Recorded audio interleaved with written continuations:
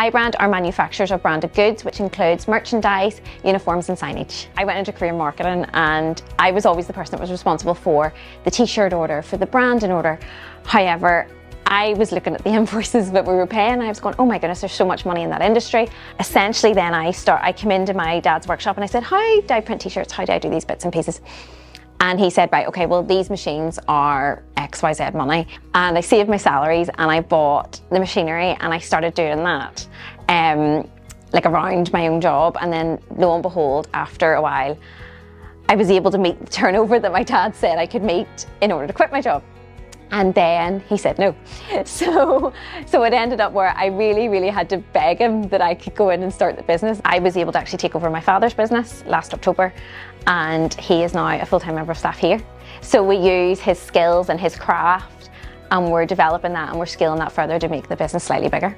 I personally find that having a mentor at different stages has been very good for me. So for example, whenever I first started out, it was my dad, and then it just gradually transpired into different people along the way, which really helps. I think it's like cheat codes and it's shortcuts into fixing problems.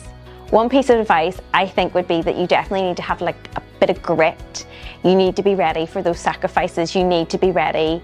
It's not what they say it is on Instagram. It's very different, and there is a lot of risk behind it, but it's definitely really exciting, and it's really, like, I love the fact that I have the flexibility, and I do find my career actually very fun.